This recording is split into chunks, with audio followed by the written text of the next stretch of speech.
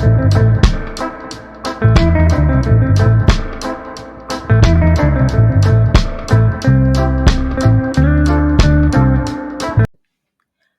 to Aunty Lou's Hour. If you like this podcast, please like, comment, share, and subscribe. I am so happy to meet you finally, Alphonso King. I'm kind of really excited. You are also a drag artist, Jade Elektra, the founder. Yeah, I put up a bunch of the album covers. Yeah, that's amazing. The founder of POZPLANET and co-founder of Underground Records. iUnderground. What is it? iUnderground. It's a Okay. lowercase I and then underground. Underground, yeah. And then also you're recently been the CANFAR Ambassador, and CANFAR is a Canadian foundation for AIDS research. Is that right? Yes. Yeah. Yeah. You've done a Yeah, whole load of things. yeah, I have. It's really weird. A friend of mine is just started working with me on writing like a stage play for my drag persona. And you know, when you're in the midst of doing a lot of things, you don't think about how much you've done. But when I started looking at my life and how the journey of getting to where I am right Wow. now, I've I have another friend who jokes that I've lived like 7 lifetimes in one. Yeah. So, because I came from Tampa, Florida, and then I moved to New York, and then I moved to Toronto. So, yeah. No, look, we've not even really started this chat, but there's something so special about you. I get this energy through the screen. Okay, let's start. So what was it like for you growing up? You said you grew up in Tampa. Are you the youngest? Have you got siblings? Tell us about. Well, okay. I mean, there's no nice way of putting it. My father was really popular, so I have a lot of siblings, but they're not all from my mother. Okay, yeah. I am the first child that my parents had, so I'm the oldest. And at the moment, because of unfortunately my father's oldest brother passed a couple of years ago, so now I am the patriarch of the family, which is so weird to me. But you know, I have like 5 brothers. I just found out about 2 sisters that I did not know about. Yeah, Yeah, so there's a lot going on in my family right now. yeah, But I'm you know I'm learning a lot about I left my family when I found out that I was HIV positive. I yeah. left Tampa, Florida because I didn't want them to know because back then I was diagnosed in 1990. And back then, you know, it was a death sentence, and Yeah, also just like you could lose your job, you could lose your housing, you could lose yeah. a lot of stuff. So I had taken a trip to New York. I auditioned for a movie called The Crying Game, which obviously I didn't get, Mm. but that was my first time in New York, and I loved it. And I was Yeah, like, you know, I really want to go back there. And thinking that I was going to die, I was just like, well, I want to go back there before I die. So that yeah. was the motivation of me going. But it was probably the best thing that could have happened to me because of I moved into a completely new world, learned so much about life and how to survive and all of that stuff. So I don't know how far back you want to go or what. Well, before you, because you said that you left Tampa when you found out you had HIV, but before then, what was Tampa like for you? What was it like for you growing up? How different did you feel? Like, what was it like for you as a teenager? And when did you decide to rap drag? Well, I mean, I guess we have to start back, really back in elementary school. Yeah. People pegged me as being gay from the beginning. I was called sissy and all kinds of Oh, names and stuff like that when I was a kid. yeah. My mom, my mom had a drug problem, so she was in and out of prison. So I was raised by my grandmother, her Oh, mother. yeah. And so, you know, I was the first grandchild. So I was, you know, I was the precious one because I was the Yeah. first grandchild. So my grandmother really, really like she didn't spoil me, but she really like pampered me because of I Yeah. was the first grandchild. So, you know, it was weird. It wasn't weird. It was like my grandmother was the generation before my mom. So she Mm. was an older, you know, older ways about doing things or whatever. Yeah. And at the time, I hated it. I was like, oh my God, what does this old woman know? And, you know, she doesn't know about blah, blah, blah, blah. Now I so appreciate everything that she taught me because of she taught me to cook. She taught me to take care of myself, how to handle money, how to, you know, she taught me my work ethic. Uh, um, Yeah. so, you know, and my grandmother, God bless her, she probably only had a third grade education, but she was this very savvy businesswoman and she ran rooming houses around Tampa. So I watched her like run these rooming houses and she only rented to men. So what are So rooming houses? rooming houses, like, so if you can't afford to get an apartment, you would rent a room in a house. Mm. So Oh, my grandmother owned like about four different houses and she would rent rooms mm, to men. mm, And so, you know, and she would collect her money every Friday.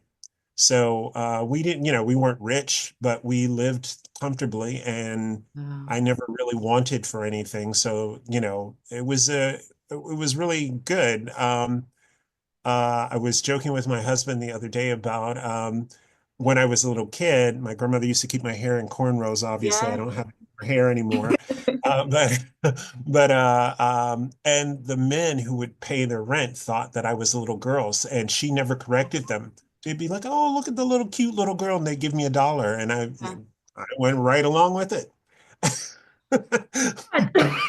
I find that really interesting that your grandmother didn't correct them. She just kind of let it be. Why do you think? No, my grandmother, I mean, I believe my grandmother recognized that I was gay from a very young age, and she really defended me. My mother's brothers, my uncles, used to tease me all the time, and she would tell them to leave me alone, like just let me be.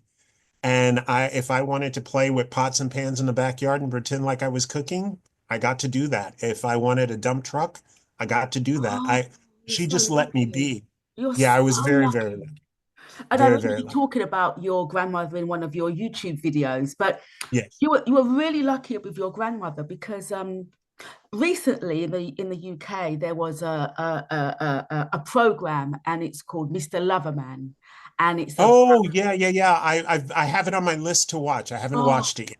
please do, because it really is a really good it's a good program, and I watched it with my mum, and my mother is 81 years old. Mm. So I sat there and I watched it and I said to my mum, did you know any gay men? Did you know any lesbians? And she's like, oh, I didn't know any. And I kind of think to myself, she didn't know any, but there was something there about the fact that your grandmother is a different generation from your mother. So we're talking, Yeah. and she was that open. I mean, I think that's pretty special. I really think that's pretty Oh special. no, it definitely is. When I look back on it now, I feel very fortunate and blessed. Yeah. But you know, when you're a kid and you don't know any better and that's all you Yeah. know, my grandmother's ways about like how she did things or whatever, I just thought, oh man, I can't wait, you know, to be older so I can take care of myself or to make my own decisions. But like the stuff that she instilled in me has sustained me all these years. Can I ask you, is your grandmother still around?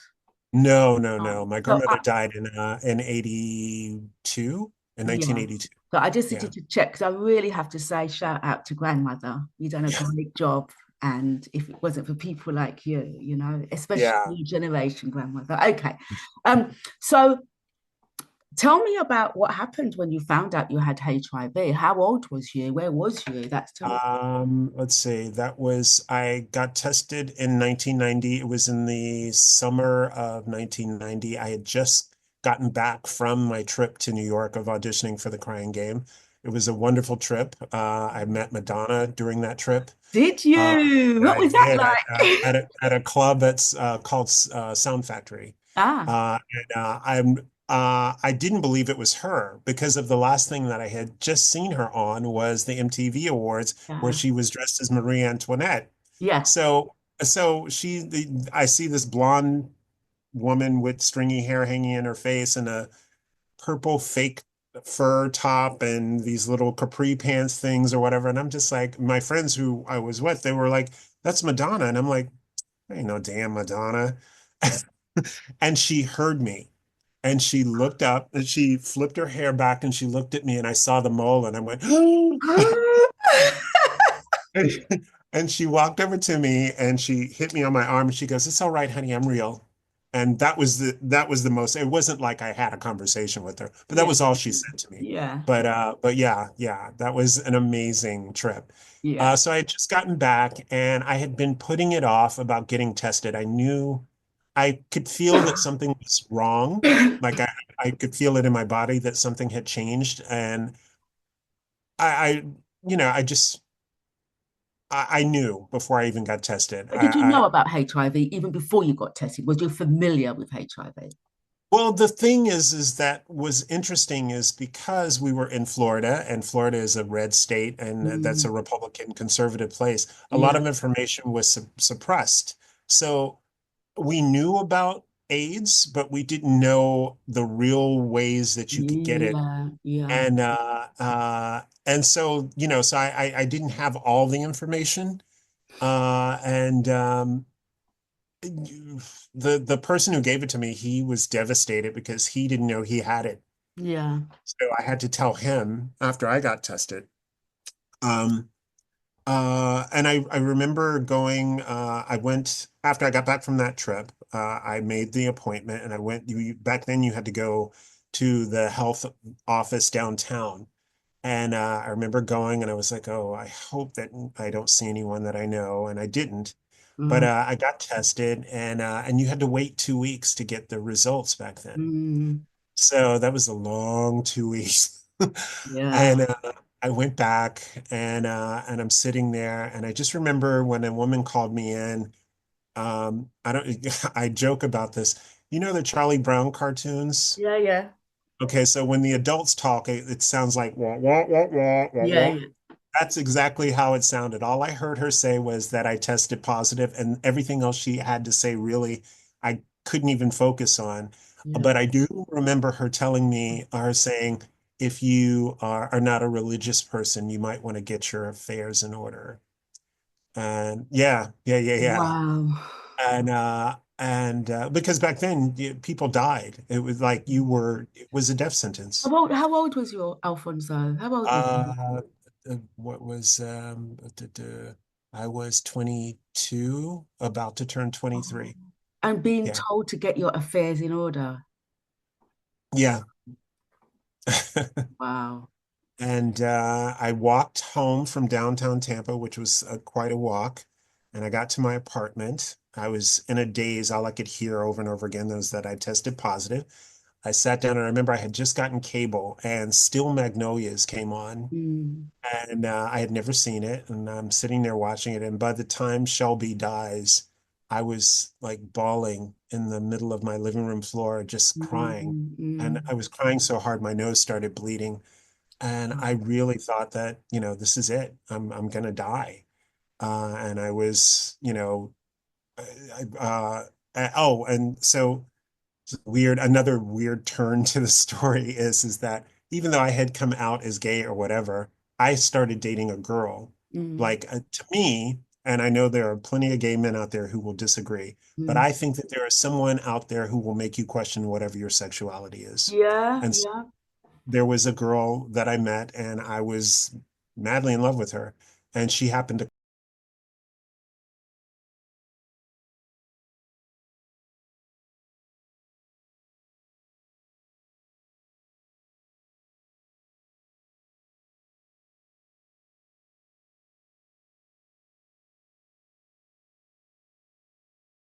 call and I felt it was my obligation to tell her. So I told her, and she lived in Clearwater. So she drove over and she spent the night just consoling me.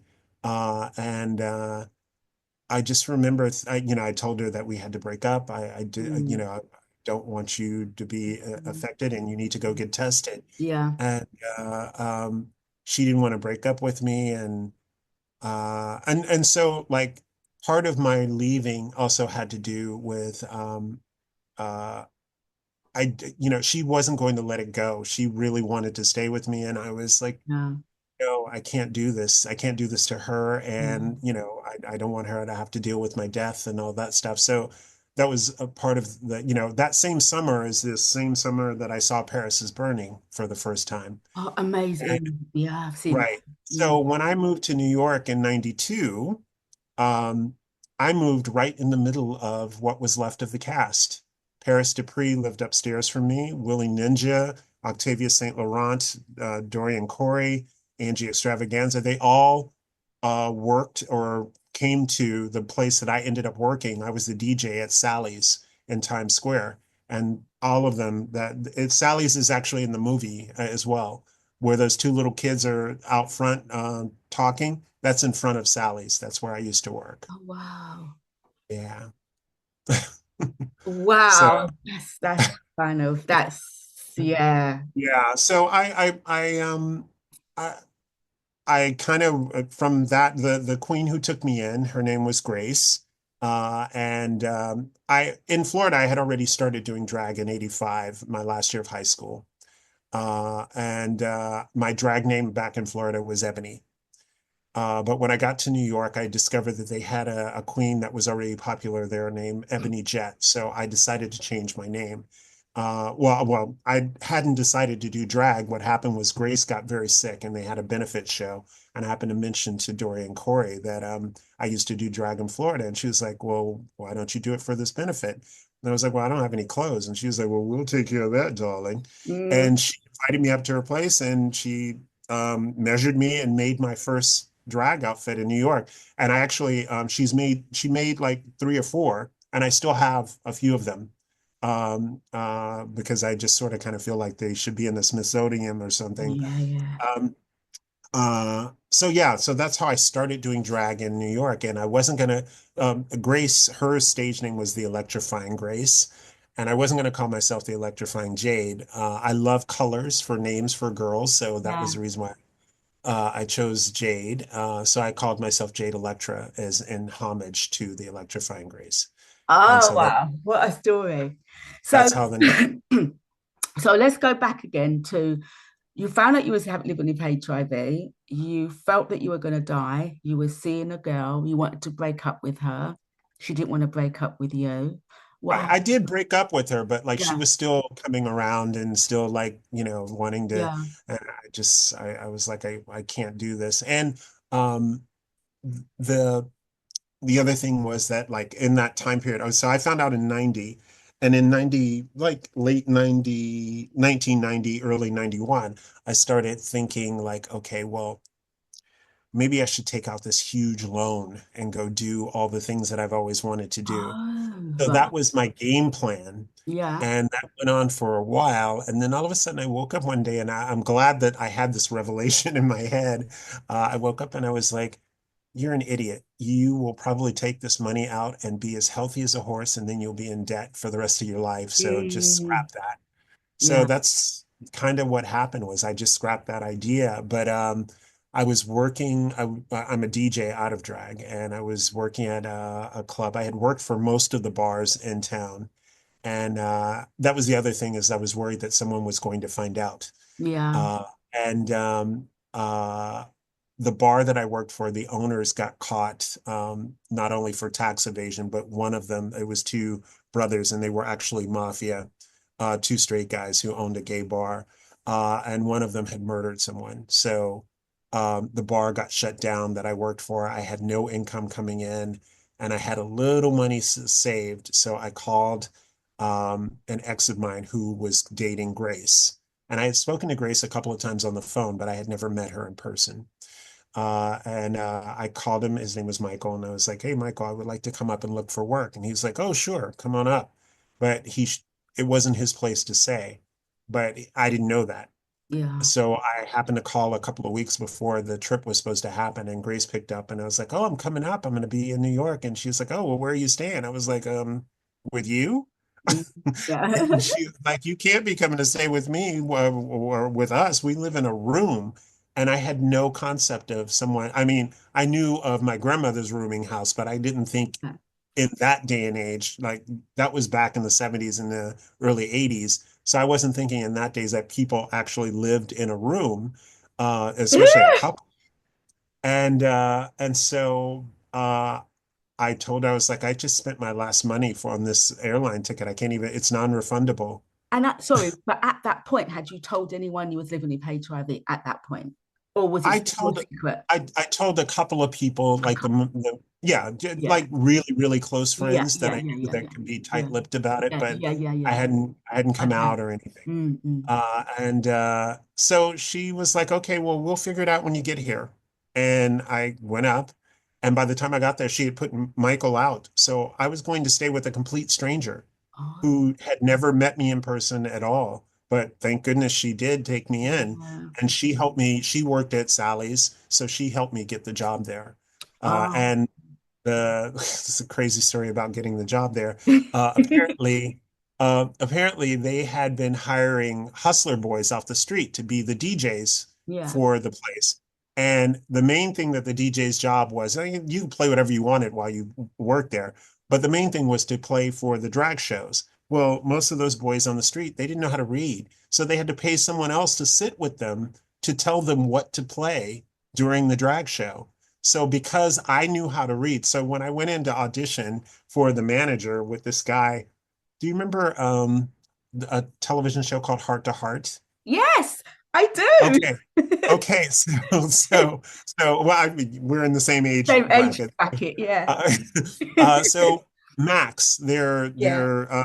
their butler, this guy who was the manager looked just like him. Ah, And I walk in and I'm trying to do my best tricks. I had a handful of records with me and I'm trying to do all my best mixing on these turntables, these horrible turntables they had. And the whole time, is not paying any attention to anything I'm doing. He's on the phone and he's eating a big plate of spaghetti. yeah. So I'm like, okay. So I finish with my records and I walk over and he's like, come here, kid. And I'm like, he's like, tell me something. Do you know how to read? And I was like, do you mean like this? And he's like, no, no, not that faggot shit. I'm talking about as in see spot run. And I'm like, yeah, I know how to read. And he's like, okay, you hide. I had no idea what that was or whatever. But then when I got to the job, someone explained it to me, like one of the waitresses there at this the club told me about it. And I was like, oh. And then they had to assign a special security guard to me because the hustler boys were all trying to come in and fight me because of I took their jobs. They fired three Oh, people to hire me. So I oh. was working 7 days a week when I first got there. Yeah. So Oh my God. yeah, yeah. So, So so when did you start becoming so open about your HIV status? What made you start talking about it? well, the thing about New York is that like okay, so the great thing about New York is that it's so big and it has so many different neighborhoods that Mm. if you're in one neighborhood and you work in another and you work in another and another, it's like being in several different places, like different countries almost, because Yeah. the paths never cross. So, I was at one point, I was working, um, uh, I worked at like about 12 different bars in Manhattan. And they were all over the East Village, West Village, Uptown, Downtown. I was like everywhere.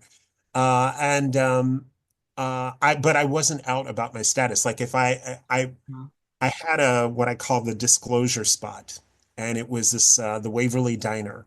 So the Waverly Diner was right around the corner from my favorite bar at the time, the Monster, and it's in the West Village, in Greenwich Village, and it's on Waverly and Sixth Avenue, or was it Sixth?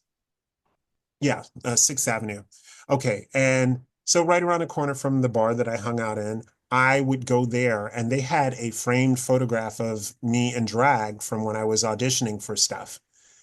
So this is how I would disclose. I would take the guy that I was interested in there, and then I would casually, and I always made sure we sat somewhere near that picture so I could point to it.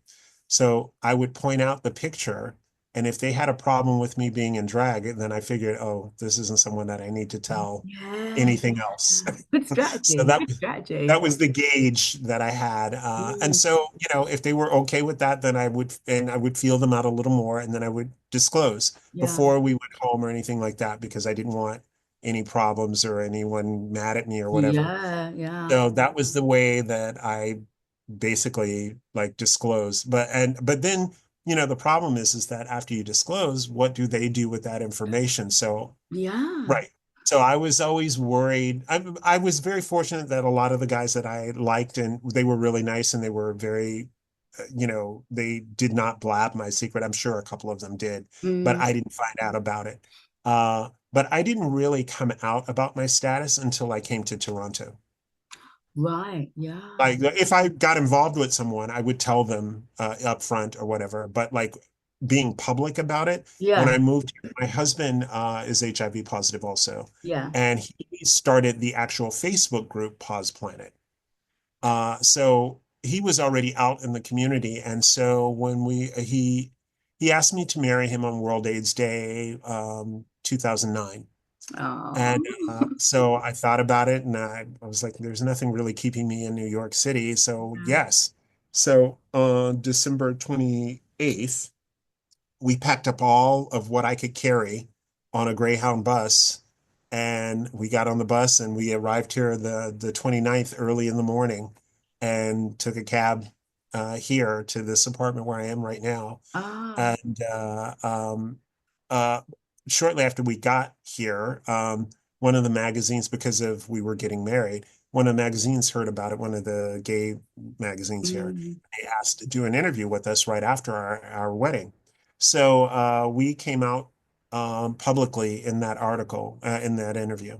And mm, and it was probably the most freeing thing that I could have done, because of like yeah, for many years I stressed over, oh, who's going to find out and what's going to happen, yeah, so it was really good to just like lay it all out and say, this is what it is, this is my partner, and we yeah, are HIV positive, and yeah, there's nothing for us, yeah, no one can gossip about it if you told them. yeah. So But and that made it so much better. but you said something really key there, Alfonso. You said it was really freeing when you came Yes. out and just told, because in a way it's like owning your own secret, your own narrative. Just you Yeah. own it rather than other people talking about it. You might as well own it and give people the right information. And Right. there was something that you said really early on, and you said, although you kind of knew about AIDS at that time, you didn't have as much information really that was available now.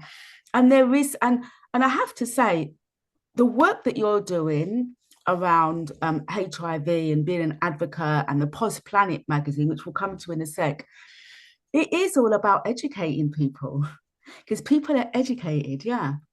Well, the reason that I started the magazine, for a brief moment, I used to date someone who's actually in Paris is Burning. His name is Hector Extravaganza. Yeah. So Yeah. we dated for a short time, but we became better friends afterwards. Yeah. He passed away during the second season of Pose, the television show. Yeah. I've And watched that. Yeah. he's on the show, and he was one of the consultants for the show. Yeah. And so when he died, and it was right before New Year's Eve, like what was it? New Year's Eve 2018. Yeah. Yeah, because the magazine's been around. We started in January of 2019. Um, uh, he I wanted to do something to honor him, and so that's really how the magazine came about. Is I wanted to write Oh, something nice about him, but I didn't want it to be a post online. I wanted it to be something that yeah. could. So then I Yeah. gathered a few people and had a bunch of people write stuff about him. So the first issue of the magazine is actually about Hector Extravaganza. And then after I saw the response to it, I was like, maybe I should be telling these stories, and telling people's stories and their journeys, and maybe that could help other people. And by putting them on the cover, that also breaks down the Yeah. stigma and the stereotype, because of we're making them the main focus. We're not hiding. I'm, Yeah. like I don't hide who I am or what I'm Yeah, doing, yeah. whatever. So, yeah. So is Hector that the first issue that was an homage to Hector Extravaganza? Is that online? Because I'm quite curious. Yes. Because my daughter's Yes. Yes. part of the ballroom scene, and yeah, I'd like to. I'll have a look at it up online. Yeah. Actually. Yeah. If you're in the Pause Planet group, Yeah, all of it, like all the way from the beginning, if you go in the files section, yeah, they have the very first issue on. yeah, Um, there's only one that's missing, and it's because of that particular, I think it was the third issue. yeah. The person that we interviewed was a phony.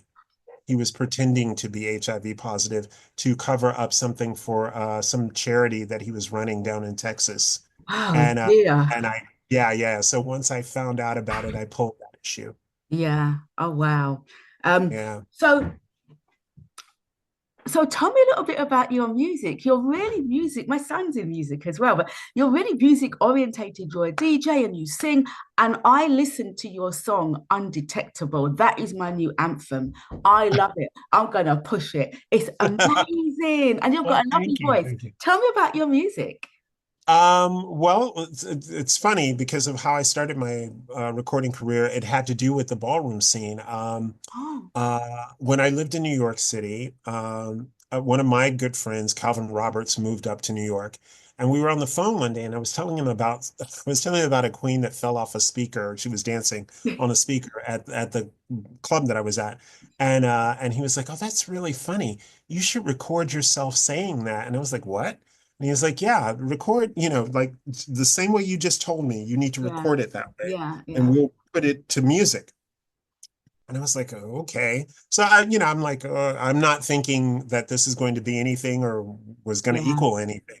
But apparently what I had stepped into was a genre of music called bitch tracks. And and the Pitch tracks. ballroom Yeah, I'm writing scene, that yeah. down. Yeah. The ballroom scene uses bitch tracks. The soundtrack to a lot of the battles on the floor and all the voguing and all that stuff Mm, are bitch tracks. mm. So I I love didn't them. realize that I was getting involved in that, but that's what Ah, it turned into. ah, And we recorded like quite a few songs all at once. Like we did that one, and then and it was called "She Turns It" was the first one. But then the second one that we did was "Why Are You Gagging?" and that actually got signed. And I'm like, but because we were both novice people in the industry and we had no idea how things were done or what was done, mm. we signed a contract and got handed like $1,000 each and never saw another dime from that song again. Oh wow. Yeah, and they sold that song on compilations, and there's all kinds of remixes from around the world that I have. Some of them I still haven't heard. But yeah, that's what happened. Ah, sounds amazing. So so a couple of things. If there's someone listening to Mhm. this podcast, who just found out that they're living with HIV, who realizes they're different in some way, what would you say to them? Well, the first thing that I would say to them is listen to your body. And the reason that I say that is I didn't go on meds until 2005. Mm, Yeah, 2005. So I've never been into drugs. I'm not a drinker or any of those things. So other than my really bad habit of eating fast food, I have diabetes from all of the years of eating McDonald's and all that stuff. yeah, Uh, yeah. but other than that, I really kind of took care of myself because I wasn't involved. I was in the midst of all of the nightlife stuff, drugs, drinking, all kinds of, debauchery going on around me, but I wasn't involved in it. I was just there to play the soundtrack of the music or perform or whatever. So, but that's the first thing that I would tell someone is to listen to your body because of the first thing that they're going to tell you to do, your doctors, they're going to tell you to go on meds. And granted, meds are so much better now, but when I first started, the only thing that was available was AZT, or they say Z here. Mm, Um, uh, and I was watching a lot of my friends die on that stuff. It was killing the mm, virus, but it was also killing their mm, organs while mm, doing mm. so. So I refused to take it. So, but listen to your internal self first before you make any decisions. That's the first thing that I would tell someone. And then make the decision that's right for you. Mm, If you mm, feel healthy enough to sustain for a while, mm. do that. But make sure that you are committed to taking care of yourself because it's almost like death becomes her. Yeah, That yeah, yeah, yeah, she tells them from the beginning, like you have to take care of yourself. yeah, If you don't, yeah, and you saw what yeah, happened. So yeah, that's the same way that I would that's the same advice that I would give someone is that you yeah, have to be true to yourself and also take care of yourself. yeah, And whatever you think that is the best way to do that is to do it. yeah. So, you know. Oh wow. So could you just tell me just a last question? Just tell me a little bit more about Jade Elektra, because at some point I'd love to meet her. Tell me a little bit about her character. Yeah, I'm sorry I could not muster up. I have a No, it's big fine. thing to do on Tuesday, and I was Yeah, just like, I just do yeah, not feel like doing all the yeah. makeup and all that No, stuff. yeah. Um, uh, well, Jade Elektra is, I often say that she is a conglomerate of my mother, my grandmother, the girl that I was engaged to. She's all the things that I think a woman should be, and she carries herself as such. So I'm not like like the drag queens that I see, like I can see why I'm not popular or like a really popular drag queen Mm. because I'm not animated like that. I'm not over the Ah, top. yeah, yeah, I'm more focused on what it is that I want to get said or whatever, but like I'm not animated like that kind of, hey, yeah, that's yeah, not yeah, me. That's not yeah, me. yeah, So when you come to see me perform or whatever, there's a lot of context and a yeah, lot of things for you to look for and look at, but it's not like a drag show like what you are thinking of, like Drag Race or whatever. As a matter of yeah, fact, yeah, yeah, yeah. I'm not a fan of Drag Race at all. I think it is one of the worst things that ever happened to drag. Why? Because it is not about drag. It's about bad behavior. It's an excuse for bad behavior. And now we have a generation of young performers or queens coming up who think that that is stardom. So being nasty and rude and cutthroat with all of the people around you, that's not drag. And Mm, it saddens me that RuPaul's, work or his legacy is going to be that.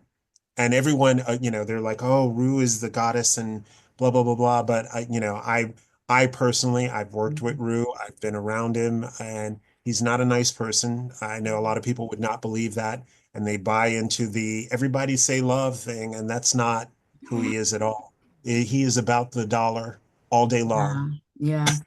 And Oh, and that's the bottom line of all of this. yeah. So And I was watching recently on Netflix. It was called the biggest con on Instagram, and it's about a woman from Australia who pretended she had cancer so she could get lots and lots of followers.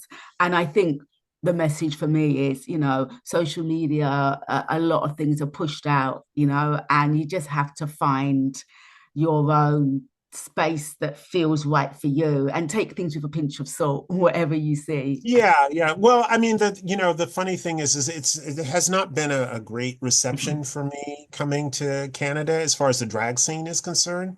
Uh, I came here with a New York mentality, and I don't think that they were particularly ready for that because in New York, if you don't do something, someone else will.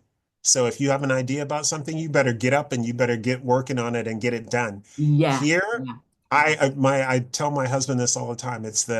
Because they have health care, everyone's laxed. yeah, I yeah, yeah, I didn't have health care in New York City, so I had to make things happen and I had to make yeah, sure that I took care of myself in order to do those yeah, things. yeah, And if there was an audition for a movie or something, you had to make sure you got there to do it. yeah, Here, everybody is just kind of like, oh yeah, we'll get to it or we'll have a meeting about it. And I'm yeah, like, Joe, I ain't got time for that. yeah. A meeting about a meeting about a meeting. Um, Yeah.